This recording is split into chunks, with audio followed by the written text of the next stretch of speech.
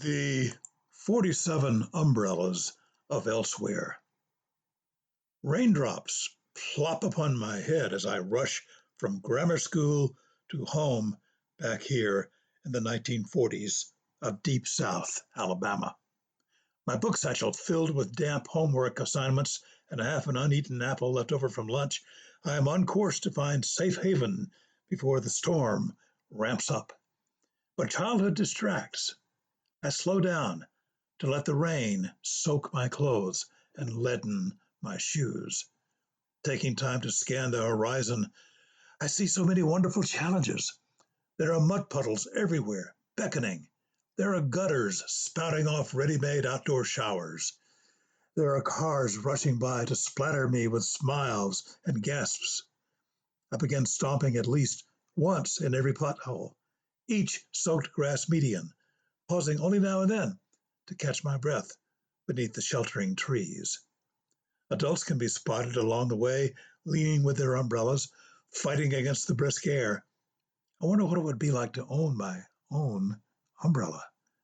As the 1950s overtake me, I began to experiment with the idea of not being soaked to the bone after walks in the rain. I even discover a tattered umbrella and wrestle it into partial usage. This time, the raindrops no longer fall upon my head, at least. Then I find myself using my mother's umbrella as a wind catcher when I roller skate down our little avenue, even on rainless days. I am seldom rewarded for arriving home drenched or showing up with mother's turned inside out umbrella, but the fun I have seems to belong just to me. Since I figure everybody else in town uses umbrellas as walking sticks or protective weapons, or as just a way to look suave and prepared. Then I discovered Gene Kelly in the film Singing in the Rain. Gene is doing all the things for his audience that I always felt were forbidden to kids like me. I instantly see that he remembers what it is like to be in grammar school, finding jolly good times in the gift nature is bestowing. It is okay to go racing in the rain.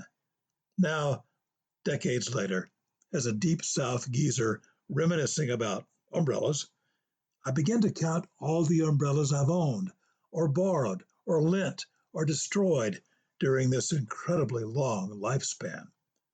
As you and I know, umbrellas have a life of their own. Umbrellas are seldom where you need them when you need them because they tend to remain in the last place you were. No amount of compensating addresses this problem, even when I purchase a dozen and scatter them about for convenience. They still migrate and mock and remain elusive, inanimate denizens of a merrily disjointed world. They are crying out to be forgotten. They are screaming, "Toss me aside and accept what is coming down. Find your bliss and cling to it for dear life." Oh, the total is 47. 47 umbrellas I've owned or known, and they all live in the town of Elsewhere.